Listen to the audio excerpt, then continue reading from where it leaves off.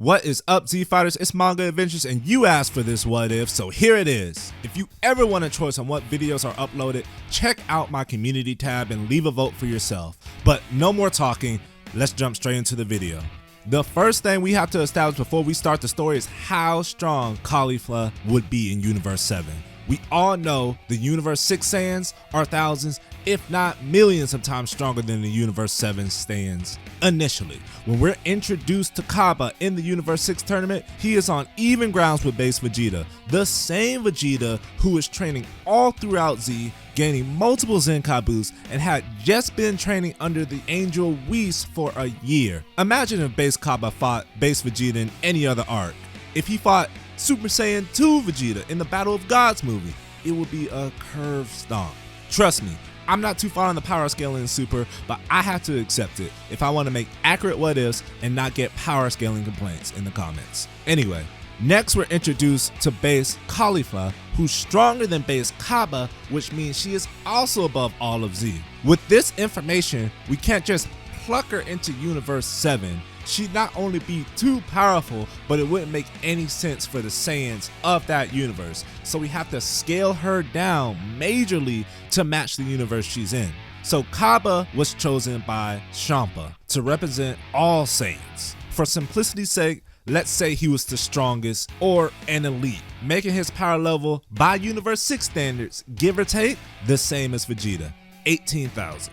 Which means Caulifla's power would be around that as well, albeit slightly higher, but not too high where she shot off world like Broly. So I'm gonna say 20,000. With power levels out the way, we can finally start the story.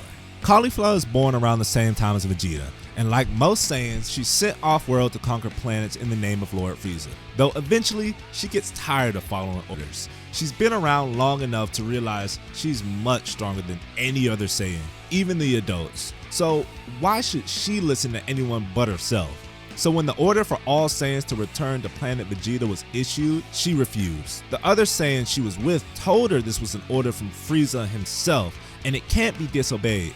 And that's when the child prodigy looked up at them and snarled, "Who's gonna make me go?" The warriors, too scared to challenge the girl, run off with their tails between their legs. She then breaks a counter and takes off her Saiyan armor, symbolizing she follows orders from no one. Not long after, planet Vegeta explodes, and with nothing holding her back, she begins her journey across the galaxy, doing whatever she wants, whenever she wants. For most of her life, this goes fine. She even gathers a little group to follow her around. What they look like is irrelevant, so I'll just use Bojack's henchmen. However, her luck ran out when she stole a shipment of new scouters and blasters from none other than Frieza. The pilot of the ship saw Caulifla's tail and relayed this information back to Frieza. An understandably upset tyrant relays to Vegeta to kill this female Saiyan he's never seen before, who didn't get the memo that they should all be working under him.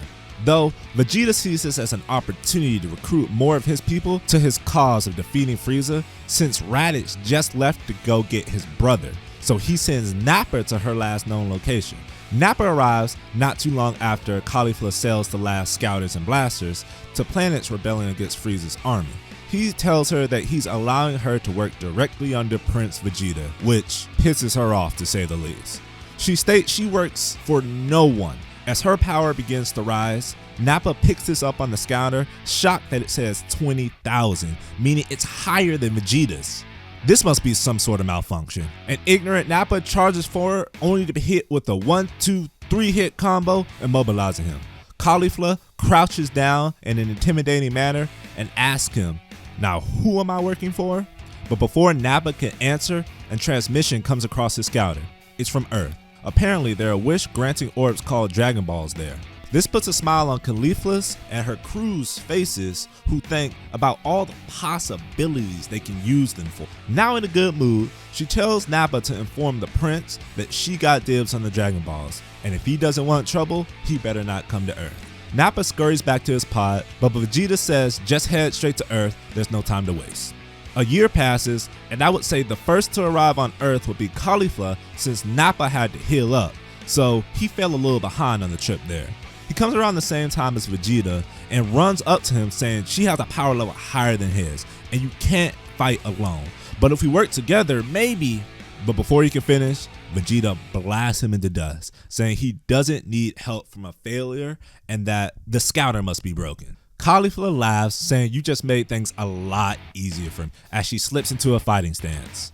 Vegeta then gives the usual speech on how he's the prince of all Saiyans, but with a power difference of 2,000, similar to Vegeta vs Dodoria, Caulifla lays the smackdown, not caring about his status at all. Vegeta is getting angry. He's the prince, the strongest Saiyan there is. Some woman shouldn't be able to overpower him. The Z Fighters have arrived, and they are not getting in the middle of this. They think this is some conflict between the group, and they can pick off the winner when Goku arrives.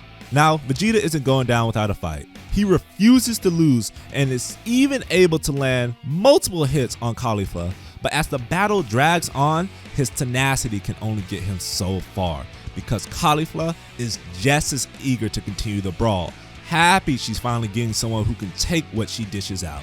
Vegeta finally gets fed up with this and threatens to blow up the earth, putting everything in a Gallic gun. But Caulifla takes this as a challenge and fires a beam of energy of her own.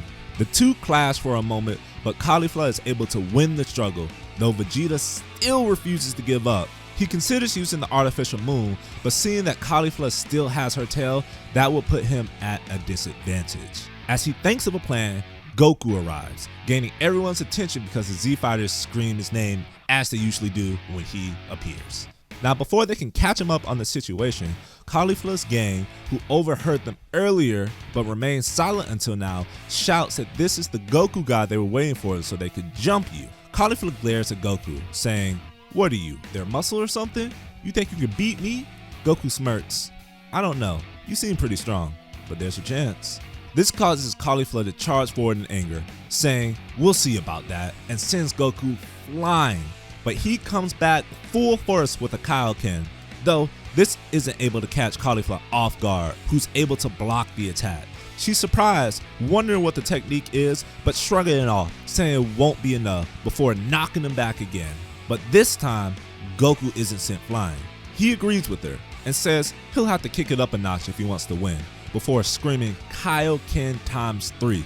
With this, he's finally able to land a solid hit, which causes the two to exchange blows. Though this doesn't last long because Caulifla stops the fight to ask, "Can you teach me that technique? Kyle whatever is amazing. Forget the Dragon Balls, with this I'll be unstoppable." Not to mention, she's having a blast fighting Goku, way more fun than she did with Vegeta. Speaking of the prince, he now has the perfect opportunity to attack, grabbing Caulifla's tail and blasting it off. Immediately after, he throws up the artificial ball and becomes a great ape. He is now ready to dominate the battle. The first thing Vegeta does is grab Caulifla with every intention of squeezing the disrespectful woman to death. But her crew, nor Goku, will allow this, since he knows she may be brash, but is still a good person. He tells the Z Fighters he has a move that could defeat Great Ape Vegeta if they can keep him distracted long enough. The Z Fighters are just focusing on cutting off that tail, since they dealt with Great Apes before, or so they thought. They weren't ready for an intelligent one. Krillin throws the Destructo Disc, only for Vegeta to dodge. Yamcha tries sneaking around, but is crushed to death underneath Vegeta's foot when he sees him. Chaozu experiences something similar, underestimating how strong and fast the tail is, only to be crushed by it when he gets close. Tien, angry that his friend died, uses all his energy for a blast, only for Vegeta to counter with a mouth beam that engulfs Tien and continues towards Gohan. Piccolo runs and uses all his strength to throw Gohan out the way before being engulfed in the blast. With that, most of the Z Fighters are dead, and Goku can't watch any longer. Regardless if the Spirit Bomb is done or not, he throws it. What he didn't know was that Yajirobe had just snuck behind Vegeta and cut off his tail at the exact same time. Caulifla's men, who had been trying to get her free this whole time, are finally able to do so and fly her out the path of the Spirit Bomb that hits Vegeta head on. The attack worked, and the prince is done. He can't fight anymore. He crawls back to his pod and swears revenge, saying he saw Piccolo was a Namekian and would just go get their Dragon Balls instead. Goku lets him go per usual because he didn't get a chance to fight him and he really wanted to.